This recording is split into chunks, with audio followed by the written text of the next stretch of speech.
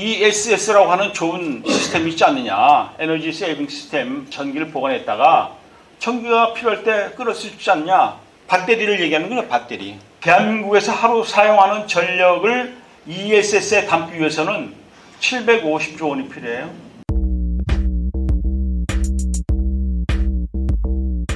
우리나라에서 재생에너지만 가지고 우리가 필요한 전력을 공급받을 수 있겠습니까? 한번 생각해 보세요. 2012년부터 그때가 이명박 대통령 시절이었는데요. 우리나라에서 어느 특정 지역을 재생에너지만으로 운영할 수 있는지 한번 실험해보자. 재생에너지 100% 실험을 해봤습니다. 대한민국에서 가장 바람이 많이 불고 태양빛이 좋은 곳이 재생에너지를 활용할 수 있는 여건이 되겠죠. 찾아봤어요.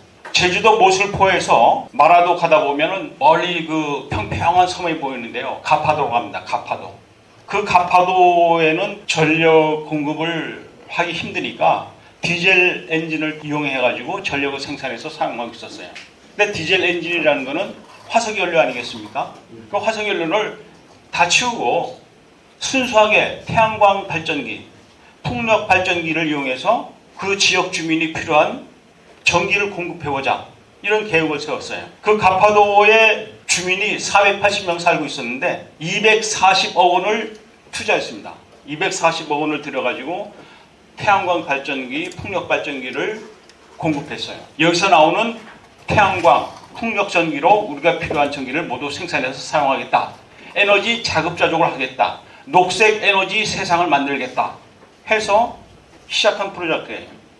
그러면 480명에 240억 원이니까 지역 주민 한 사람에 5천만 원을 투입한 것입니다. 어마어마한 돈이죠. 그렇게 태양광 발전기, 풍력 발전기를 이용해서 그 지역 주민들이 필요한 전기를 모두 공급할 수 있었을까요? 실패했습니다. 결국은 디젤 엔진을 계속 사용하지 않으면 안 되는 상황이 됐어요.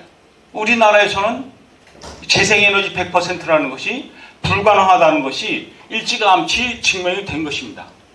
그런데도 재생에너지 100%로 대한민국을 만들겠다라고 했죠. 애당초 불가능한 목표였습니다. 친환경적이다라고 생각하는 사람이 많았습니다. 하늘에서 비치는 태양이 공짜로 주는 에너지니까 공짜로 받아 쓰는 에너지 얼마나 좋으냐. 자연에서 공짜로 얻는 에너지다 하는 생각을 갖고 있습니다. 그러나 그렇습니까?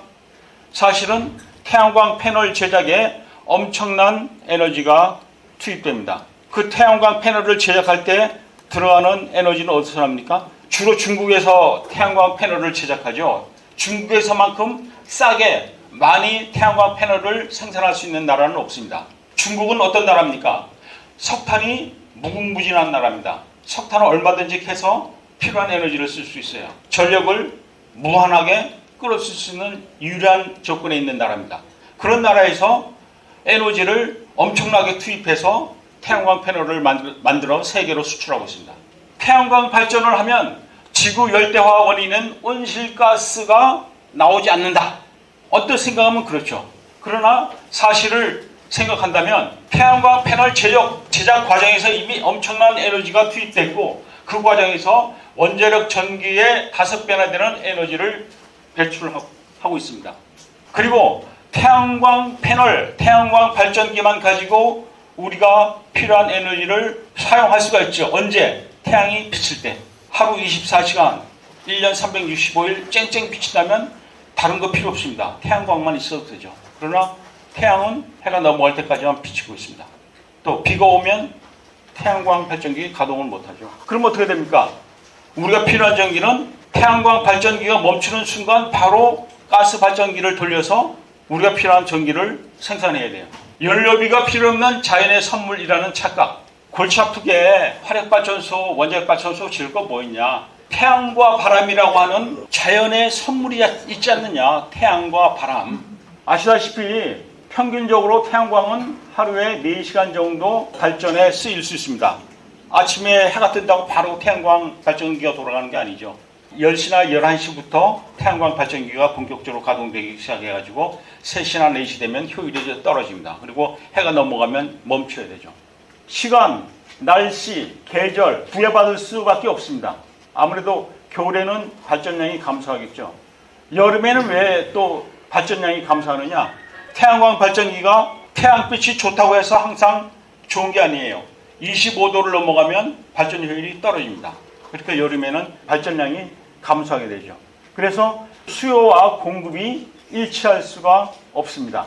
우리가 필요할 때 전기를 쓸 수 있는 게 아니라 태양광이 좋을 때 전기를 사용해야 됩니다. 우리가 농사를 지을 때 우리가 필요할 때마다 물을 끌어 쓸 수 있는 이 관계농이 유리할까요? 아니면 하늘을 바라보고 하늘에서 적당한 비를 내려주기를 기다리는 천수답 농사를 하는 것이 중요할까요? 태양이 우리가 필요한 만큼 원하는 시간에 비춰주기를 기다리는 그런 상황이 되는 거죠. 그래서 이 수요 공급의 불일치를 일치시키기 위해서 어떻게 합니까? 이 가스 발전소를 지어야 돼요. 반드시 태양광 발전소는 가스 발전소와 함께 가야만 하는 것입니다. 또 요즘 수요 공급이 일치하지 않으니까 ESS라고 하는 좋은 시스템이 있지 않느냐. 에너지 세이빙 시스템. 태양 전기가 많이 생산될 때 전기를 보관했다가 전기가 필요할 때 끌어 쓸 수 있지 않냐. 배터리를 얘기하는 거예요. 배터리를 충전시켰다가 우리가 필요할 때 전기를 끌어 쓰자. 어마어마한 배터리를 만들자고 하는 건데 공간도 공간이지만 1메가와트시 전기 저장이 필요한 ESS에 5억 원이 필요합니다. 대한민국에서 하루 사용하는 전력을 ESS에 담기 위해서는 750조 원이 필요해요. 우리나라 1년 예산이 얼마입니까? 600조 정도 되죠. 하루치 전력만 가지고 됩니까? 2000년에 장마가 50일간 계속됐어요. 10일치 전력 저장에 7,500조 원. 이게 말이 안 되는 거죠. 태양광 발전이 필요한 데가 있어요. 어디? 요 산간 오지, 섬 이런 데서는 필요하죠. 이 소규모 전력이 항시 필요한 곳, 무인 포스트 이런 데는 아주 유리합니다. 그러나 태양광을 우리가 주력 전원으로 사용한다는 것은 너무 순진한 생각이다. 또 좋은 에너지 조건 가운데 정말 중요한 게 있습니다. 환경성, 환경을 지킬 수 있느냐. 이 도표는 대기 중 이산화탄소 농도입니다. 한 20년 전에 학자들은 대기 중 이산화탄소 농도가 400ppm이 넘어가면 돌이킬 수 없는 지구 열대화가 시작될 거라고 걱정했어요. 지금 벌써 420ppm을 돌파했습니다. 420ppm. 올 여름이 유난히 덥다는 걸 느끼고 있지 않습니까? 우리나라 해안에 해파리가 없었어요. 바다의 수온이 높아지고 있기 때문에 해파리가 올라오고 있는 거죠. 이건 시베리아에 생긴 싱크홀이에요. 연구해 보니까 이 밑에 있던 메탄가스가 지구온난화 때문에 지각을 뚫고 폭발하는 겁니다. 그전에는 영구 동토층, 얼음이 덮고 있어서 메탄이 나오지를 못했어요. 그러나 지구온난화 때문에 영구 동토가 녹고 얼음이 녹으면서 이 밑에 숨어있던 메탄가스들이 폭발하는 겁니다. 메탄가스의 온실가스 효과는 이산화탄소의 20배라고 합니다. 그러니까 메탄가스가 올라오면서 지구온난화는 더욱 가속화되고 있는 거죠.